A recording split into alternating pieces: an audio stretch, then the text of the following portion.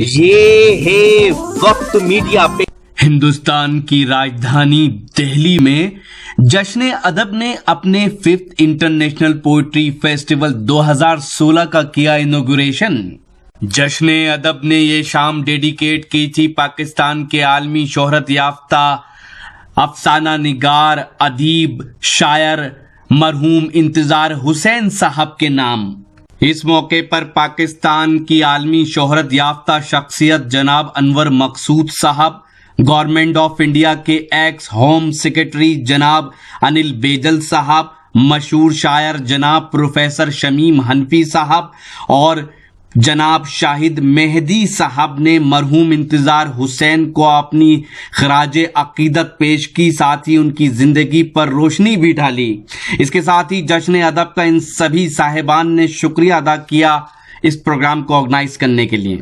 اس موقع پر جشن ادب نے پاکستان کی عالمی شہرت یافتہ شخصیت محترم جناب انور مقصود صاحب، جو ڈرامہ نگار بھی ہیں، گیت کار بھی ہیں، طنز نگار بھی ہیں، پینٹر بھی ہیں، ڈائریکٹر بھی ہیں اور خوبصورت شاعر بھی ہیں، کیا کیا ان کے پاس فن ہے، یہ پوری دنیا جانتی ہے۔ جی ہاں، جشن ادب نے ان کی خدمات کو دیکھتے ہوئے پاسبان ادب 2012 ایوارڈ سے انہیں نوازا۔ 2012 میں وہ کسی وجہ سے ہندوستان پہنچ نہیں سکے تھے، تو یہ ایوارڈ اب ان کو دیا گیا۔ شکریہ شاہد مہدی صاحب۔ اب میں گزارش کروں گا شمیم حنفی صاحب سے کہ انتظار حسین صاحب کو خراج عقیدت پیش کریں۔ میں ان سے گزارش کرتا ہوں کہ تشریف لائیں اور چند الفاظ۔ خواتین و حضرات، یہ عجیب وقت ہے۔ اس وقت قاعدے سے ہمیں انتظار حسین سے باتیں کرتے رہنا چاہیے تھا۔ وہ آنے والے تھے یہاں 11 کو، اور آتے تو پھر وہ ہفتہ 10 دن یہاں ٹھہرتے اور ہم ان سے باتیں کر رہے ہوتے۔ اس وقت ہم ان کی باتیں کر رہے ہیں، تو یہ میرے لیے بہت ہی ناگہانی اور عجیب و غریب واردات ہے۔ میں بیان نہیں کر سکتا آپ سے کہ جس دن مجھے انتظار صاحب کی بیماری کی خبر ملی، اس سے 2 دن پہلے مجھے ان کا فون ملا تھا، اور وہ اتنے بھولے آدمی تھے، انہوں نے مجھے فون پر صرف یہ اطلاع دی کہ ان کے ایک دوست تھے مرحوم، میرے بھی دوست تھے مظفر علی سید، انہوں نے کہا انتظار صاحب نے کہ بھائی مظفر علی سید کے بیٹے نے کمال کر دیا، اس نے میرے فون میں باہر کال کرنے کی سہولت پیدا کروا دی۔ وہ نہیں جانتے تھے کہ یہ کتنا چھوٹا سا کام ہے اور کتنی آسانی سے ہو سکتا ہے، اتنے بھولے آدمی تھے۔ تو کل نے پہلا فون میں تمہیں کر رہا ہوں اور تم کراچی آ جاؤ 4 کو، میں بھی پہنچ رہا ہوں۔ ان کو معلوم تھا کہ ویزا میرے پاس ہے، میں جا سکتا ہوں، لیکن یہ کہ بہرحال میں نے کہا اب آپ آ رہے ہیں دلی تو آپ سے ملاقات وہیں ہوگی۔ دسمبر میں ہم اور وہ ساتھ تھے پاکستان آرٹس کونسل کی کانفرنس میں۔ انتظار صاحب کا معاملہ یہ ہے کہ انتظار صاحب کے جانے کا نقصان ہمارے یہاں مستقل برداشت کیا جاتا رہے گا، اس لیے کہ وہ شاید نہ صرف یہ کہ اس وقت ہمارے سب سے بڑے ادیب تھے، یہ زمانہ ان کے حوالے سے پہچانا جائے گا۔ اس زمانے میں زوال کی جتنی علامتیں ہمیں دکھائی دیتی ہیں، ان سب کی طرف اشارہ سب سے پہلے انتظار حسین نے کیا تھا۔ ان کی کہانی مجھ سے فرمائش کی تھی انہوں نے، رنجیت نے، کہ میں آخری آدمی کے بارے میں چند باتیں کہوں۔ تو یہ کہانی مجھے اس وقت اس لیے بھی یاد آ رہی ہے کہ اب آدمی نہیں دکھائی دیتے عام طور پر، اور ہم میں شاید آخری آدمی انتظار حسین تھے۔ انتظار حسین کا معاملہ یہ تھا کہ ان کی پوری روداد جو گلی کوچے سے شروع ہوئی، کنکریاں چنتی ہوئی، وہ ڈبائی سے نکلے، ایک چھوٹا سا قصبہ بلند شہر کا، اور وہاں سے چلے لاہور پہنچ کے دم لیا۔ لاہور جا کے وہ ٹھہر گئے۔ میں نے پوچھا کہ آپ نے لاہور میں رہنا کیوں، فیصلہ یہ کیا کہ یہیں رہیں گے؟ تو کہنے بھائی یہاں دلی کی ہوائیں آتی ہیں، بادل آتے ہیں، اور ایک بار مجھے بائی روڈ سفر کرنے کا اتفاق ہوا ایک وفد کے ساتھ، تو میں جب پہنچا واگا بارڈر سے باب آزادی میں یعنی پاکستان کے دروازے میں داخل ہوا تو باہر انتظار صاحب کھڑے ہوئے تھے، میرے اور بھی دوست تھے، سلیمہ ہاشمی تھی وہاں اور بہت سے لوگ تھے. انتظار صاحب میرے ساتھ جو لوگ گئے تھے ان میں ہندی کے بڑے نامور ادیب نامور سنگھ، اشوک واجپئی اور یہ لوگ بھی تھے، کملیشور تھے ساتھ میں. تو میں نے یہ کہا کہ یہ 150-200 قدم جنہیں عبور کر کے ہم باب آزادی میں داخل ہوئے، پاکستان نے اپنے گیٹ کا جو نام رکھا ہے، ان 150-200 قدموں کو عبور کرنے کی حسرت میں بہت سے لوگ مر گئے، ختم ہو گئے اور وہ انہیں پار نہیں کر سکے. اسی وقت اتفاق سے یہ لوگ کبوتر بہت سے لے کر کے آئے تھے، سلیمہ ہاشمی، انتظار صاحب، ان سب نے کبوتر اڑائے وہاں سے. وہ ایک علامتی عمل تھا. اور ایک کبوتر میں نے دیکھا، میں نے ایک چھوٹا سا ایک روزانے میں میں کالمز لکھا کرتا تھا تو میں نے اس میں بھی ذکر کیا اس کا کہ وہ کبوتر پاکستان کی سرزمین سے اڑا اور ایک 2 منٹ میں ہندوستان میں کھڑے ہوئے کسی درخت کی ٹہنی پر جا کر بیٹھ گیا. تو میں نے کہا دیکھیے صاحب، ہم سے اچھے تو وہی ہیں جنہیں کسی ویزا کی ضرورت نہیں ہوتی، کوئی پابندی نہیں ہے، زمین ان کی ہے، آسمان ان کا ہے.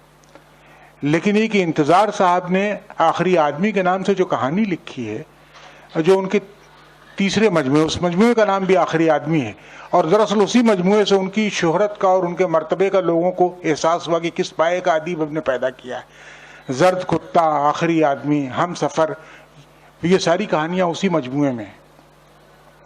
آخری آدمی میں انہوں نے یہ بیان کیا ہے، اور یہ بیان ماخوذ ہے قرآن کی ایک سورے سے، جس میں یہ بیان کیا گیا ہے کہ آدمی اگر کسی بھی جذبے میں معقولیت کی حدوں کو پار کر لے، شدت اس کے ہاں پیدا ہو جائے تو وہ آدمی نہیں رہ جاتا، وہ جانور بن جاتا ہے. آپ ضرورت زیادہ غصہ کریں، ضرورت زیادہ آپ کے اندر احساس کمتری پیدا ہو، ضرورت زیادہ آپ کے اندر احساس برتری پیدا ہو، ضرورت زیادہ آپ اپنے علم و فضل کا اظہار کرنے لگیں، ضرورت زیادہ آپ نفرت کرنے لگیں کسی سے، غصہ آپ کو آنے لگے، آپ آدمی نہیں رہ جاتے. چنانچہ انتظار صاحب نے اس میں بھی الیاس نامی ایک فرضی نام ہے، اس کو بتایا کہ وہ قریے کا آخری آدمی تھا، باقی سب بندر بن چکے تھے. اور بالآخر یہ ہوا کہ ایک دن وہ بھی اپنی حالت پر جب اس نے اپنے پڑوسیوں کو دیکھا، ساتھیوں کو دیکھا بندروں کی شکل میں، تو اتنا ہنسا ان کو دیکھ کر کے وہ بھی بندر بن گیا، اس لیے کہ اس کی ہنسی رک نہیں رہی تھی، توازن کی، اعتدال کی حد سے آگے بڑھ گئی تھی. انتظار حسین کی وہ کہانی ایک عجیب و غریب ہمارے زمانے کی، کہنا چاہیے ایک طرح کی جگ بیتی بھی ہے، کہ ہمارے ہاں آپ دیکھیے کہ اعتدال اور توازن ایک چیکڈ گروتھ کا جو تصور ہوتا ہے، ایک کہنا چاہیے کہ متوازن ترقی کا جو تصور ہوتا ہے، اس سے ظاہر ہے کہ اس حد کو لوگوں نے اپنے ذہن میں نہیں رکھا. کندیرا نے اپنے ایک ناول کا عنوان رکھا ہے سلونیس. تو آہستہ روی بھی مہذب قوموں کی پہچان ہوتی. تیز تیز بھاگتے، میں نے کسی مہذب آدمی کو دوڑ کر کے چلتے ہوئے بھاگتے ہوئے نہیں دیکھا. اور یہ ہمارے زمانے میں تو رفتار میں جو عدم توازن پیدا ہو گیا ہے، ہم سب کچھ جلدی سے جلدی حاصل کر لینا چاہتے ہیں، ہمارے کسی جذبے کے اظہار میں اعتدال نہیں رہ گیا ہے. نتیجہ یہ ہو گیا ہے کہ ہر چیز اپنے توازن اعتدال کی حد سے آگے بڑھ چکی ہے اور غیر انسانی ہو گئی ہے. تو انتظار حسین نے ایک اور افسانہ ان کا زرد کتا جو اسی مجموعے میں شامل ہے، اس میں انہوں نے بیان کیا ہے کہ یہ زرد کتا کیا ہے. شیخ سے اپنے پوچھتا ہے ایک مرید، تو کہتے ہیں زرد کتا طمع دنیا ہے. طمع دنیا کیا ہے؟ دنیا کا لالچ کیا ہے؟ تو وہ کہتے ہیں دنیا کا لالچ جو ہے وہ یہ ہے، ترقی ہے اور وغیرہ وغیرہ. آخر میں یہ ہوتا ہے کہ اس مسئلے کا بنیادی سبب کیا ہے؟ زوال جو آج دکھائی دے رہا ہے، کہتے ہیں دانشمندوں کی بہتات. تو ہمارے زمانے میں دانشمند بہت پیدا ہونے لگے ہیں، لوگ کو ضرورت زیادہ عقل مند ہوتے چلے جا رہے ہیں، اور یہ عقل مندی کی حد میں توازن قائم نہ رکھنے کا نتیجہ یہ ہو رہا ہے اقدار سے خالی، روایات کے احساس سے خالی. تو یہ سب ساری صورتیں ہیں. تو انتظار حسین کا معاملہ یہ ہے کہ اس شخص نے تقریباً سمجھیے سن 50 کے آس پاس ان کی پہلی کتاب چھپی تھی، گلی کوچے، غالباً سن 52 میں. اور اس کے بعد سے اب تک آپ دیکھیے 65 برس کی یہ مدت جو گزری ہے، اس میں انتظار صاحب نے ہمیں ہر کہانی سنائی ہے زوال کی. ان کی ایک کہانی ہے وہ جو دیوار کو نہ چاٹ سکے، یہ کئی ناموں سے چھپی ہے. یاجوج ماجوج کے نام سے بھی یہ کہانی چھپی ہے، جس میں یہ ہے کہ یاجوج ماجوج روزانہ کوشش یہ کرتے ہیں کہ ان کے درمیان جو دیوار کھڑی ہو گئی ہے اس کو ختم کر دیں. صبح سے شام تک وہ لگے رہتے ہیں اس دیوار کو چاٹنے میں، اپنی لمبی لمبی زبانیں نکال کر کے.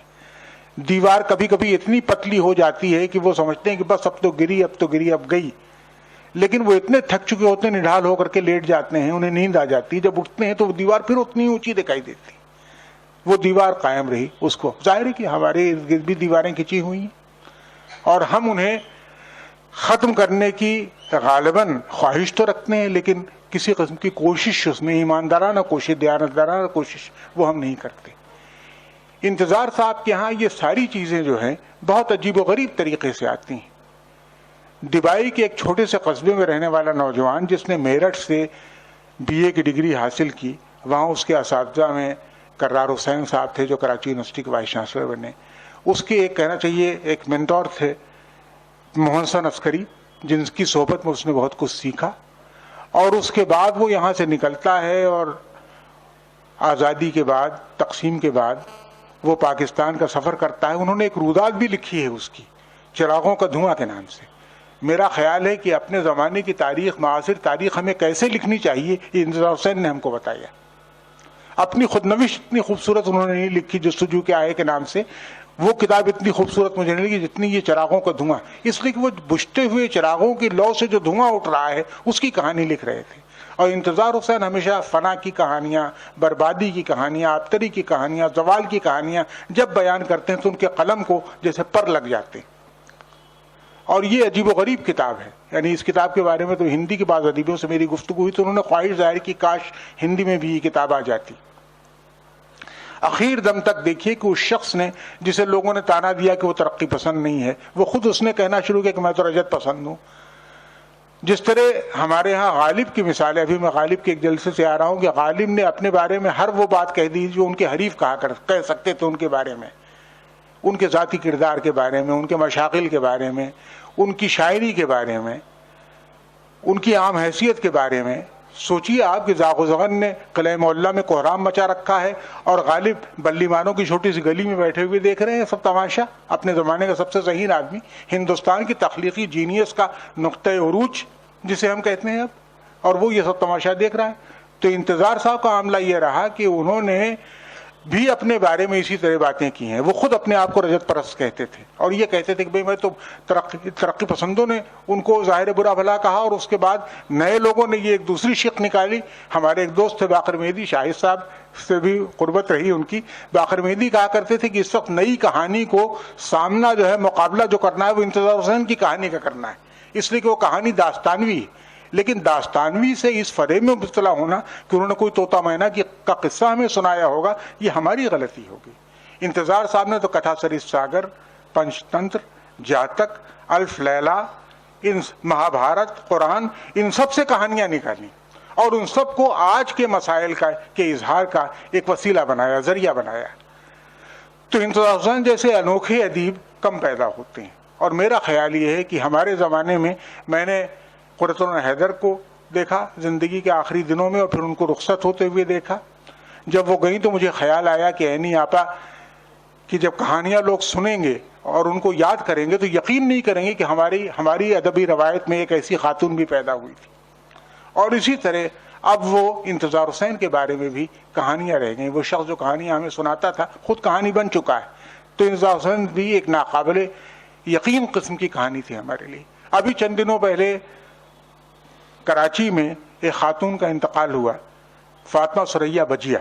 وہ پارلیمنٹ کے ممبر نہیں، انہوں نے ڈرامے لکھے بہت سے، غیر معمولی ایک عجیب و غریب خاندان ہے وہ. اس خاندان میں جس شخص کو دیکھیے جس نے جو فن اختیار کیا اس کو کمال کے درجے تک پہنچایا. فیشن ڈیزائننگ، کھانے پکانے سے لے کر کے ادب اور شعر اور مزاح اور میڈیا اور کچھ کر لیجیے آپ. وہ ہمارے بیچ سے رخصت ہوئیں. میری ان سے ایک لمبی ملاقات ہوئی تھی صرف، باقی میں ان کو ان کی چھوٹی بہن زہرا آپا کے حوالے سے جانتا تھا کہ وہ ان کی بڑی بہن. اور ظاہر کہ بجیا تو پوری قوم کے لیے بن گئی تھی. آج میں نے دیکھا کسی نے لکھا کہ بھئی وہ مدر ٹریسا کیوں نہیں بن سکی، انہوں نے جو خدمت انجام دی اپنے معاشرے کی.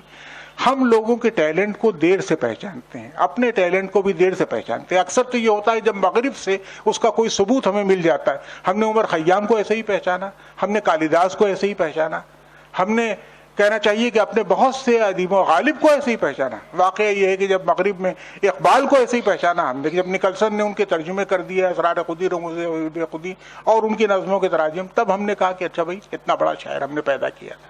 تو مسئلہ یہ ہے کہ ہم اپنے یہاں کسی بھی ٹیلنٹ کو جب مغرب کی اس پر ایک چھاپ پڑ جاتی ہے تب ہم سمجھتے ہیں کہ ہاں کتنا بڑا تھا وہ.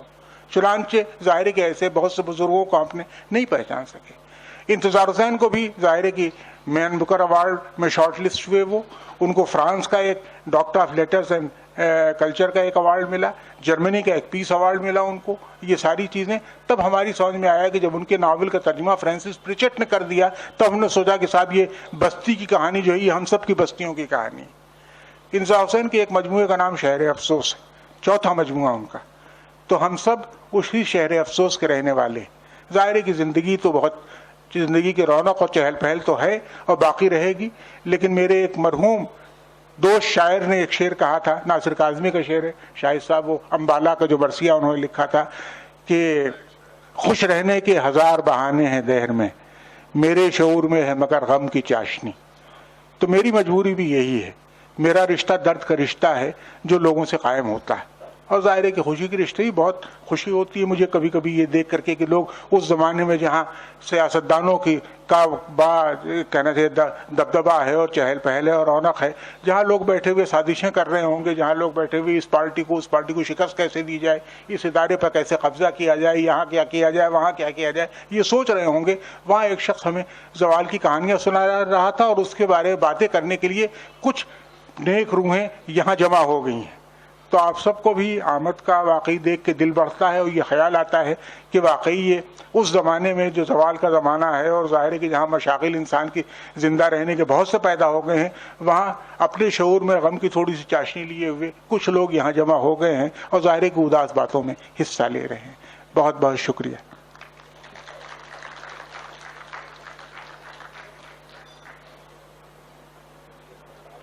اس پروگرام میں شرکت کر رہے گورنمنٹ آف انڈیا کے ایکس ہوم سیکرٹری جناب انل بیجل صاحب نے کچھ اس طرح سے اپنی بات رکھی.